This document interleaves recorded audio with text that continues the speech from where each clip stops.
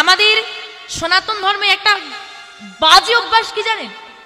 আমাদের সনাতন ধর্মের মানুষের একটা বাজে অভ্যাস, বদ অভ্যাস, নিজে ভালো কাজ করবে না, কেউ ভালো কাজ করলে পেছনে টেনে ধরে রাখবে। একমাত্র এটা সনাতন ধর্মে আছে, অন্য কোনো ধর্মে নেই। আপনি চাইলে ঘুরে দেখতে পারেন, আপনি চাই ঘুরে দেখুন। আপনি দেখেছেন কোনদিনও ইসলাম ধর্মের মন্দিরটাকে কি বলে ওরা? মসজিদে কোনোদিন তাস খেলতে দেখেছেন? কেউ দেখেছেন? হ্যাঁ কি না? আমাদের হিন্দু সনাতন ধর্মের কালী মায়ের মন্দির দেখুন, ভোলানাথের মন্দির দেখুন, সেখানে কি হয়? ক্লাব ঘর, মন্দিরটা ক্লাব ঘর। পবিত্রতা, পবিত্রতা, ভক্তিমূলক জায়গা বলে কিছু নেই। আছে? এটা অন্য ধর্মে চলে যান দেখি, আপনি মন্দিরে তাস খেলবেন? আছে কোন ধর্মে? একমাত্র আছে সনাতন ধর্মে। এগুলো বলতে গেলে খারাপ, যে বলবে সে খারাপ, বাজে বকছে। আমরা ভুলগুলো দেখি, অন্যায়গুলো সহ্য করি, প্রতিবাদ করি না, আমরা বরং তাদের সঙ্গে সঙ্গ দিই।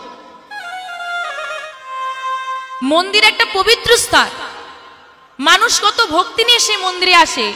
মানুষ যখন ভক্তি নিয়ে সেই মন্দিরে পুজো করতে এলো, দেখলো পাশে কয়েকজন বসে সিগারেটে ফু দিচ্ছে।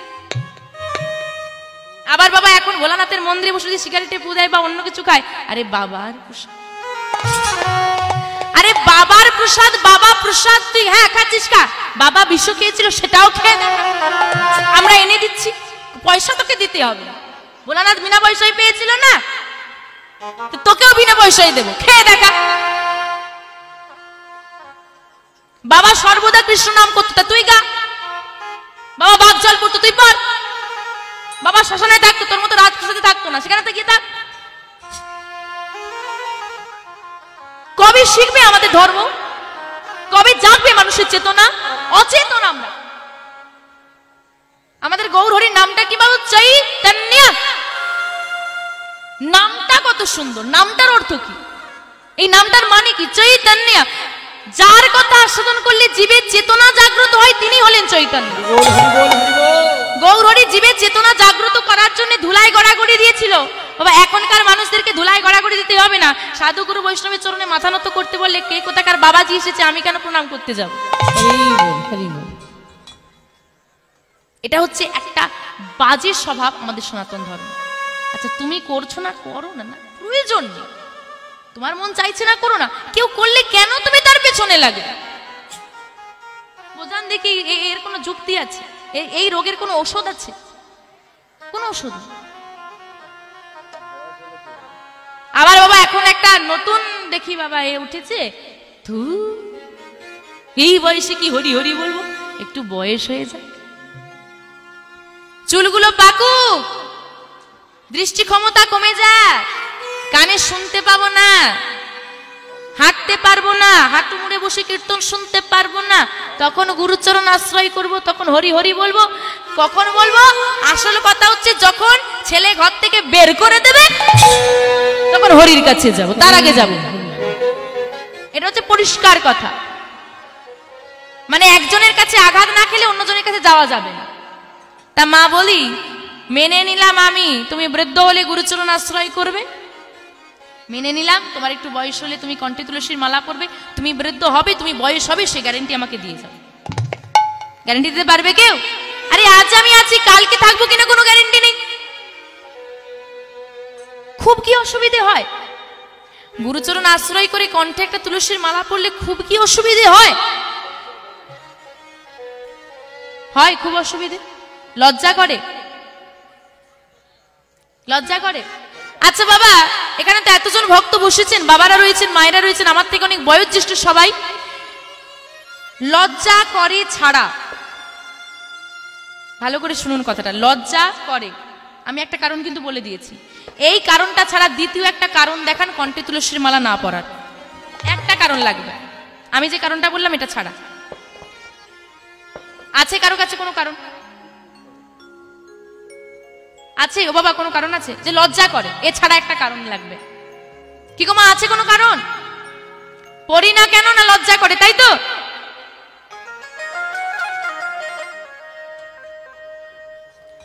এবার বলি মা, দোষটা তোমার নয়, দোষটা তোমার মায়ের। আচ্ছা একটা কথা বলেন দেখি মা, এই যে আমাদের প্রত্যেক বছর একটা নতুন নতুন করে সিরিয়াল আসে প্রত্যেক বছর, সেই সিরিয়ালের নাম ধরে পোশাক বেরো, পোশাকগুলোর এখানে ফাঁকা ওখানে ফাঁকা, সেখানে ছেঁড়া ওখানে অদ্ভুত রকম, সেগুলো পড়তে লজ্জা করে, হ্যাঁ কি না? লজ্জা করে না? তাহলে গোবিন্দের একটা জিনিস পড়তে এত লজ্জা কিসের?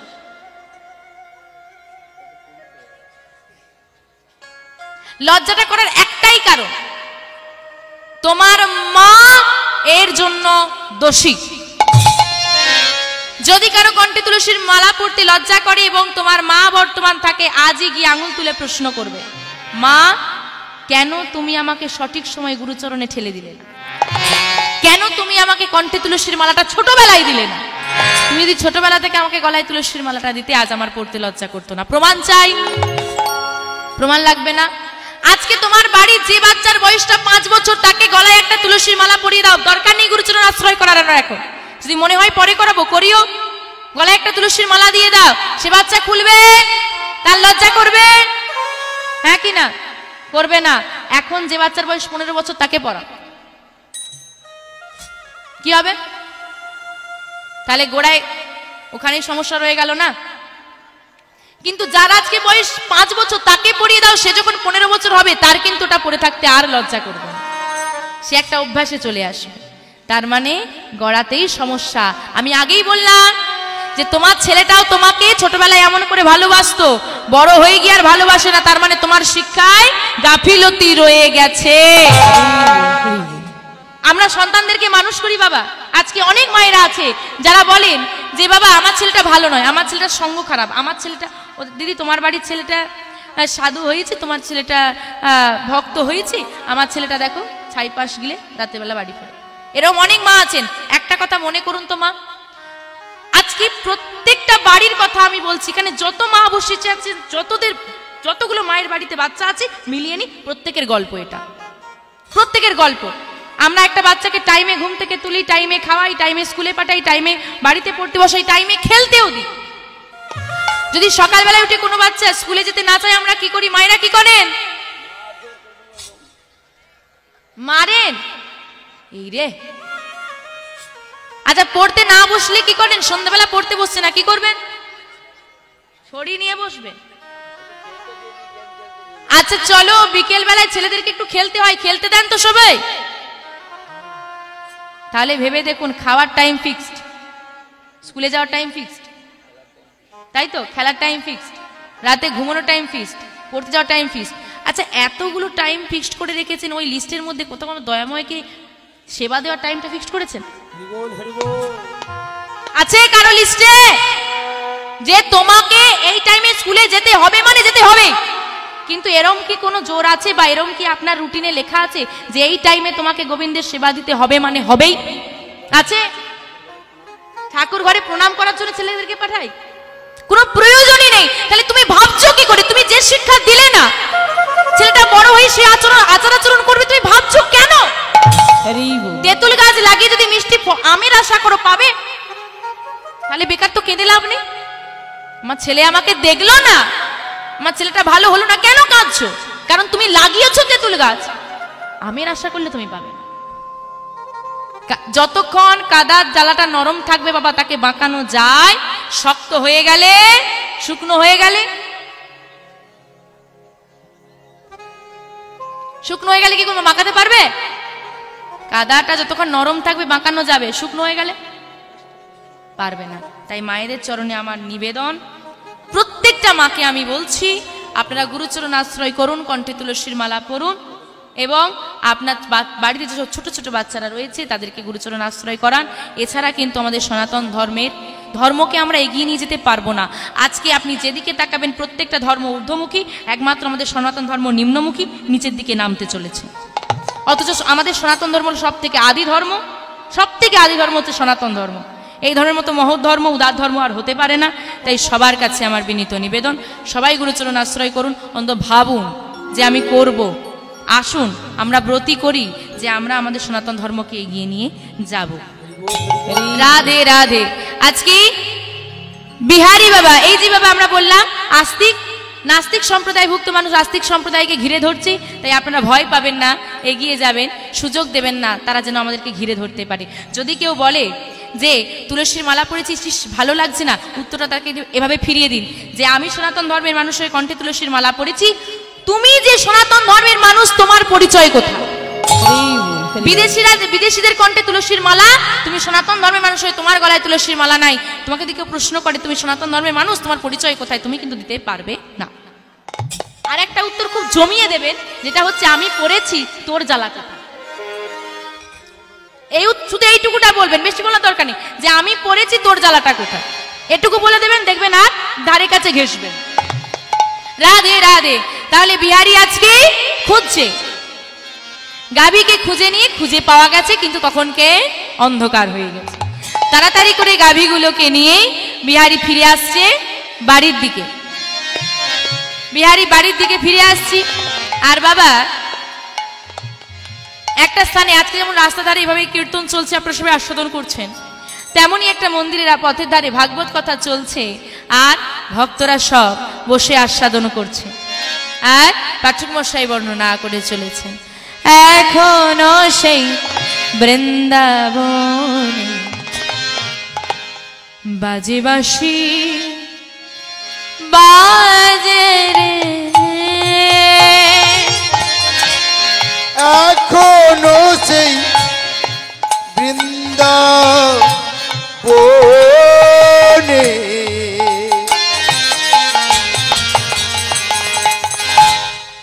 বাজে বাঁশি বাজে রে, এখনো সেই বৃন্দাবন বাজে বাঁশি বাজে রে, এখনো সেই বৃন্দাবনে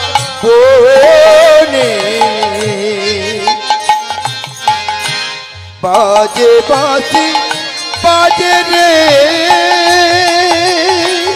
ওই না বাঁশির সুরে বনে বনে, ওই না বাঁশির সুরে বনে বনে, ওই না বাঁশির সুরে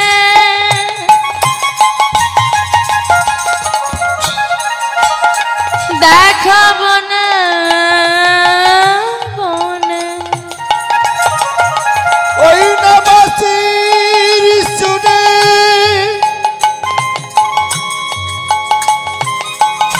বনে বনে, দেখো না ময়ূর নাচে রে,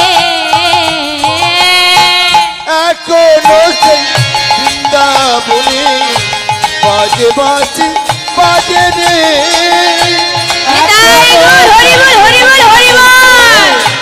বাজে বাঁশি বাজে রে, এখনো সেই বৃন্দাবনে বাজে বাঁশি বাজে রে, এখনো সেই ধেনু গলে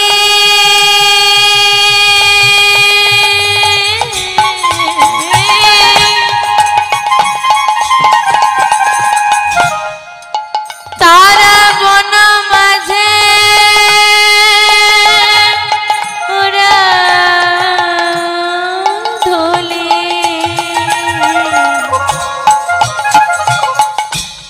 এখনো সেই ধেনুগুলি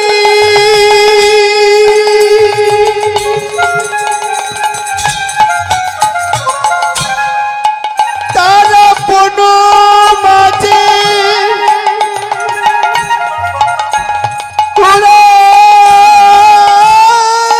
তুলি, সখায় সখায় কোলা কুলি, আর সকাই সকাই কোলা কুলি, সখায় সখায় কোলা কুলি, আর সকাই সকাই কোলা কুলি, বন মাঝারে এখনো সেই নিতাই গৌর হরি বল হরি বল হরি বল। বাজে রে এখনো সেই বৃন্দাবনে বাজে বাঁশি বাজে রে, এখনো সেই বৃন্দাবনে বাজে বাঁশি বাজে রে, এখনো সেই বৃন্দাবনে বাজে বাঁশি বাজে রে। বিহারী বাবা কিছু বুঝতে পারছেন, বলে এত লোক বসে পাঠ শুনছে, কি শুনছে তা আমি একটু শুনি। বিহারী দাঁড়িয়ে আছে বটে, কিন্তু কিছুই তার মাথায় ঢুকছে না, কি বলে যাচ্ছে কিছুই বুঝতে পারছে না বিহারী। তাও দাঁড়িয়ে আছে, কি এত মানুষ যে বসে শুনছে কিছু তো আমি বুঝতে পারছি না, ওরা কি চোখে বুঝতে পারছে কি শুনছে। তখনও বিহারী বাড়ি যায়নি বাবা, অন্ধকার হয়ে গেছে, দাঁড়িয়ে আছে বিহারী। বিহারী কয়েকটা কথা শুনতে পাচ্ছে স্পষ্ট এবং বুঝতেও পারছে। কথাগুলো কি না, বৃন্দাবনে কৃষ্ণ নামে একটা ছেলে আছে। বিহারী শুনছে, এগুলো বুঝতে পারছে যে বৃন্দাবনে কৃষ্ণ নামে একটা ছেলে আছে, তারা 24 জন রাখাল, মানে 24 জন বন্ধু, তাদের 9 লক্ষ ধেনু আছে। আস্তে আস্তে ওমা কটা ধেনু? 9 লক্ষ ধেনু। তারা এই 24 জন রাখাল মিলে ওই 9 লক্ষ ধেনু চড়া। বিহারী যেই না শুনেছে কৃষ্ণ নামে ছেলে আছে, 24 জন রাখাল, তাহলে আমি গেলে কতজন হবে গো? 25 জন হয়ে যাবে। একা কেন গরু চড়াবো, বন্ধুদের সঙ্গে চড়াবো। আচ্ছা পরে বলবো, আগে কি শুনেনি, আগে শুনেনি। হ্যাঁ আর কি বলছে জানো? আর বলছে কৃষ্ণের হাতে আবার একটা বাঁশি আছে, যদি কোনো গাভী হারিয়েও যায় চলেও যায় পথ ভুল করে, ওই বাঁশি যদি বাজে তারা ওই বাঁশির সুরেই ফিরে আসে। আমার যে গাভীটা হারিয়ে গেল, এতক্ষণ ধরে আমাকে খুঁজতে হলো, সন্ধে হয়ে গেল বাড়ি যেতে, যদি ওদের সঙ্গে বন্ধুত্ব করে ওদের দল ভারী করতে পারি আর কি, 25 জন হয়ে যাব, তাহলে সবাই মিলে একসঙ্গে গাভী চড়াবো, গাভী হারিয়ে গেলে কৃষ্ণ বাঁশি বাজাবে, আমারও গাভী ফিরে আসবে। সবাই একসঙ্গে থাকলে সমস্যার সমাধানও করা যাবে। আচ্ছা আমি কটা গাভী চড়াই, তাহলে কম গাভী চড়ালে কম মাইনে, বেশি গাভী চড়ালে কি হবে গো? বেশি মাইনে পাওয়া যাবে, তাহলে আমার মায়ের অভাব তাড়াতাড়ি মিটে যাবে। আমি তো এখানে আর গাভী চড়াবো না, আমি বৃন্দাবনে গিয়ে কৃষ্ণের 24 জন সখার সঙ্গে বন্ধুত্ব করে 25 জন হয়ে যাব। 25 জন মিলে বৃন্দাবনে কৃষ্ণের সঙ্গে 9 লক্ষ ধেনু চড়াবো।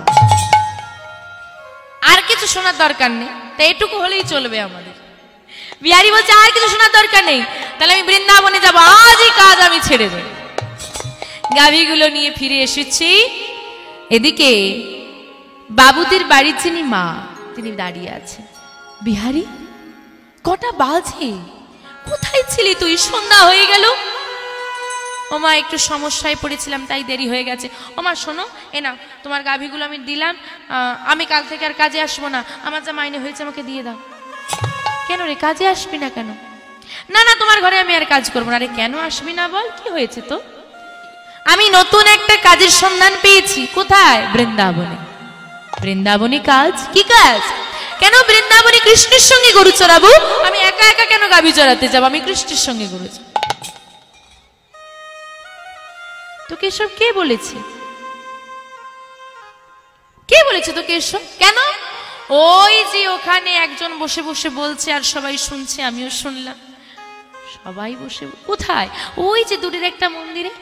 ও আরে ওখানে তো পাঠ চলছে, ভাগবত কথা হচ্ছে, তাই বলেছে। এখন ভাগবত কথাটা কি বিহারীকে আর বোঝানো যাচ্ছে না, তাই মা বিহারীকে বোঝানোর জন্য বলছে, আরে ওরা গল্প বলছে, ওরা গল্প বলছে, ওসব সত্যি নয়। আরে যে সন্তানকে জন্মসূত্রে গোবিন্দ চরণে নিবেদন করা হয়, ভগবান তো তার অন্তরেই বসে যায় গো। তাই বলছে মা বিহারীকে বোঝানোর জন্য, বিহারী ওটা গল্প বলছে, ওটা সত্যি নয়, ওটা এখন আর হয় না। বিহারি বলছে, মা একটা কথা বলবো। কি? এই যে একজন বলছে আর এতজন বসে শুনছে, যদি গল্প বলা হতো এতজন কি বসে শুনতো, বিশ্বাস করতো? তাহলে মা তিনি বলছেন এতজন যখন শুনছেন আর বিশ্বাস করছেন, তার মানে এটা সত্যি, এটা গল্প নয়। এটাই হচ্ছে বাচ্চাদের মন বাবা। আপনি যা বলবেন সরল মনে বিশ্বাস করে। বাচ্চাদের মনটা হলো সরল, তাই তো? তোমার বাচ্চাদের মন কেমন? বাচ্চাদের মনটা কেমন? সরল। আর আমাদের মনটা, আমাদের মন পেঁচালো। কে বলেছে? হ্যাঁ, বললে হয়ে গেল। বাচ্চাদের মনটা সরল, আমাদের মনটা জিলেপির প্যাঁচের মতো সরল। নিতাই গৌর হরি বল, হরি বল, হরি বল। ঠিক আছে না? রাধে রাধে। এ ছেলেকে তো বোঝানো যাচ্ছে না। এই শোন, তোর মাকে গিয়ে বল এসব, তোর মা তোকে বোঝাবে। যাই হোক, যে বোঝাবে, তুমি আগে আমার মাইনেটা দাও দেখি, আমি আর আসবো। এখন মা হেসে হেসে কিছু অর্থ আর কি বিহারীকে দিয়েছে। বিহারী ঘর এসেছি, মায়ের হাতে দিয়ে বলছে, এই নাও মা, আমি মাইনে যা পেয়েছি তোমাকে দিলাম, আমি আর কাজে যাব না। কেন? না, আমি ওখানে কাজে যাব না, আমি কাজের নতুন সন্ধান পেয়েছি, আমি বৃন্দাবন যাব। বৃন্দাবনে কৃষ্ণরা 24 জন বন্ধু, আমি গেলে 25 জন হয়ে যাবে। আমরা 25 জন মিলে নবলক্ষ ধেনু চড়াবো, বেশি গরু চড়াবো, বেশি মাইনে পাবো, আমাদের অভাব তাড়াতাড়ি মিটে যাবে। হায় রে পাগলে ছেলে, তুই কোথায় শুনেছিস এসব? কে বলেছে তোকে? সে একই কথা যে ওখানে শুনেছি। এখন মাও তাকে বোঝানোর চেষ্টা করছে যে সব হয় না, এখন আর হয় না, আগে হতো, এটা অতীতের, এখন আর হয় না। কিন্তু কিছুতেই বিহারী বোঝান না। আমি যাব তো যাব। আচ্ছা শোন, যে তোকে বলেছে সে যদি না বলে মেনে নিবি তো? হ্যাঁ, মেনে নেব। তাহলে এক কাজ কর, যে তোকে বলেছে, যার মুখে শুনেছিস, তাকে গিয়ে জিজ্ঞেস করি আয়। ভালো কথা। ওই ধুলো মাখা গা, কোনো কথা হবে না, আগে গিয়ে জেনে আসতে হবে। ভালো কাজ পেয়েছি মানে তার সন্ধানটা আগে নিতে হবে। ছুটতে ছুটতে বিহারী এসেছে, কিন্তু সমস্যা একটু রয়ে গেল বাবা। কি সমস্যা? এই দেখুন, আজকে এখানে কীর্তন হচ্ছে, মাঝখান থেকে রাস্তা করা আছে বলে যদি কেউ এই সোজা আসতে চায় আমার কাছে, সে আসতে পারবে। এখন বিহারীরও সেই সমস্যা। বাচ্চা ছেলেটা যেই না একটু এগিয়ে যায়, বা দেখবেন যদি কেউ বাচ্চা নিয়ে আসে, বাচ্চারা দেখবেন এগিয়ে গিয়ে চলে আসে, তখন আমরা কি করি? যারই বাচ্চা হোক, এগিয়ে গেছে বলে বসিয়ে দিই। বিহারী এক পা এগোয়, লোক বলে এই বস, বসিয়ে দেয়। আবার বিহারী উঠে একটু এগোয়, আরে মনে হয় পেছনে মা আছে, বাচ্চাটা এগিয়ে এসেছে, বসিয়ে দাও দেখি, আবার ধরে বসিয়ে। বিহারী এগোতে আর পারে না, তো যাব না, একটু বসি, এখানে একটু বসি। তাহলে বিহারী কি করলো? মা, এই যে বাবা ভক্তদের আসন, এই আসনে বসে পড়লো, এখানেই কিন্তু অর্ধেক হয়ে গেল। এই যে বাবা আপনারা আসনটাই বসেছেন, এই যে বাবা আপনারা আসনটাই বসেছেন, এখানেই কিন্তু অর্ধেক হয়ে গেছে, অর্ধেক স্বীকৃতি হয়ে গেছে। শাস্ত্রে বলছে, পূর্বজন্মের থাকে যদি স্বীকৃতির সঞ্চয়, ইহ জন্মে হয় তবে সাধুগুরু বৈষ্ণব উপচয়। তার মানে আজকে যে আপনারা এই হরিবাসরে বসেছেন, এ জন্মের স্বীকৃতি নয়, স্বীকৃতিটা কোন জন্মের? পূর্ব জন্ম, মানে আগের জন্ম। যদি আমরা কেউ আগের জন্মে কোনো স্বীকৃতি করে থাকি, তবে হরিবাসরে বুঝতে পারবো, নচেত নয়। টাকা থাকলে দামি সোফায় বসা যায়, টাকা থাকলে দামি চেয়ারে বসা যায়, টাকা থাকলে গোবিন্দের ইচ্ছে না হলে, পূর্বজন্মের স্বীকৃতি না থাকলে ভক্তদের এই ছেঁড়া ধুলা আসনটাই বসা যায় না গো। নিতাই গৌর সীতানাথ প্রেমানন্দে হরি বল, হরি বল। বিহারী সেখানে বসলো। বিহারীর হচ্ছে আজ সাধু সঙ্গ। বিহারী দেখছে নাম চলছে, সব ভক্ত আনন্দ করছে, সবাই মিলে বাহু তুলে গাইছে। এবার দেখবেন বাবা, সবাই যা করে বাচ্চারা দেখে দেখে তাই করে। আজকে বিহারীও বুঝতে পারছে না কি কথা হচ্ছে, কিন্তু নামে বিহারী মেতেছে। চলুন বিহারীর সঙ্গে আজকে সবাই মিলে আমরা মাতবো। কৃষ্ণ নামে বলো ভাই, জন্ম বৃথা যায়,